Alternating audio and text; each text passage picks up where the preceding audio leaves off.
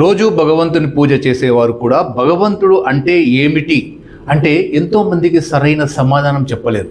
ఓ దేశాన్ని పాలించే రాజు మనసులో ముఖ్యంగా 3 అర్థం కాని ప్రశ్నలు మెదడును తొలుస్తూ ఉన్నాయి. అవి ఒకటి, దేవుడు ఏ వైపు చూస్తుంటాడు, రెండవది దేవుడు ఎక్కడ ఉంటాడు, మూడవది దేవుడు ఏం చేస్తాడు. ఈ ప్రశ్నలకు ఎన్నో మార్లు ఎంత యోచించినా సరైన సమాధానం దొరకలేదు.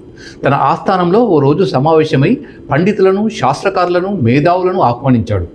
తను 3 ప్రశ్నలు వేస్తానని, వాటికి జవాబు చెప్పడానికి ముందుకు వచ్చిన సరైన సమాధానం చెప్పిన వారికి గొప్ప బహుమతి ఇస్తానని చెప్పాడు. సరైన సమాధానం చెప్పకపోతే కారాగారం పాలు చేస్తానని కూడా చెప్పాడు. దీంతో భయపడి ఎవ్వరూ ముందుకు రాలేదు. ఈ విషయం దేశమంతా చాటింపబడింది. ఓ కుగ్రామం నుండి పశువుల కాపరి ఒక ఆయన ముందుకు వచ్చాడు. రాజస్థానం చేరుకున్నాడు. రాజు సభలో ఎందరో మేధావులు, శాస్త్ర పండితులు కూర్చొని ఉన్నారు. పశువుల కాపరి రాజుగారి మొదటి ప్రశ్నకు సమాధానం చెప్పబోయే ముందు రాజుకో విషయం నిర్దేశం చేశాడు. ఏంటంటే, చెప్పేవాడు గురువు, వినేవాడు శిష్యుడు. కాబట్టి గురువు పైన ఉండాలి, శిష్యుడు కింద ఉండాలి అని కండిషన్ పెట్టాడు. దానికి రాజు అంగీకరించి సింహాసనం నుండి క్రిందికి దిగి వచ్చాడు. పశువుల కాపరి సింహాసనంను అధిష్ఠించాడు. మహారాజా, ఇప్పుడు అడగండి 3 ప్రశ్నలు అన్నాడు పశువుల కాపరి. మొదటి ప్రశ్న, దేవుడు ఏ వైపు చూస్తుంటాడు, దీనికి జవాబు చెప్పండి అన్నాడు రాజు.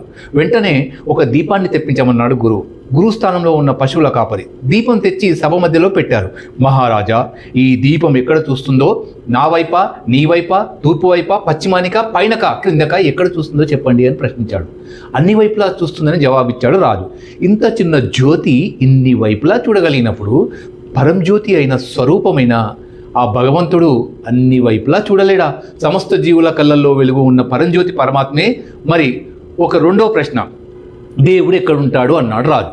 సరే, ఓ చిన్న పాత్రలో పాలు తెప్పించండి అన్నాడు పశువుల కాపరి. పాలు తెచ్చాడు. మహారాజా, ఈ పాలలో నెయ్యి ఎక్కడ ఉందో చెప్పగలవా అని అడిగాడు. పాలను బాగా మరగపెట్టి వాటిని తోడుపెట్టి కొన్ని గంటలు కదపకుండా ఉంచాలి. పెరుగు సిద్ధమవుతుంది. అప్పుడు దాన్ని కవ్వంతో చిలుకుతే వెన్న వస్తుంది. తర్వాత తయారైన వెన్నను కాస్తే నెయ్యి తయారవుతుంది అన్నాడు రాజు. సరిగ్గా చెప్పారు మహారాజా. ఇలాగే హృదయం అనే పాలను గురువు అనే నిప్పులపై బాగా మరిగించి మనస్సు అనే తోడు వేసి స్థిరంగా ఉంచితే వచ్చే సత్యం అనే పెరుగును సాధన ద్వారా కవ్వంతో చిలుకుతే జ్ఞానం అనే వెన్న వస్తుంది.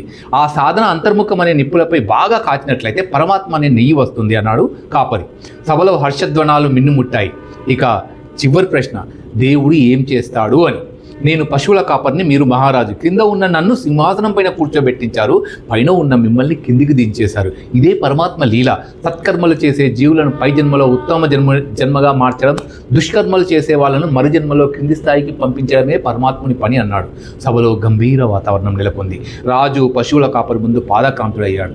పశువుల కాపరి రూపంలో ఉన్న పరమాత్మను తను వచ్చిన దిక్కుగా తిరిగి ప్రయాణం అయ్యాడు. అందుకే గురువులు దేవుడంటే అన్యంగా ఉండడు, మనసులోనే ఉన్నాడు, మనందరం దేవుళ్ళమే అంటారు. నమస్తే.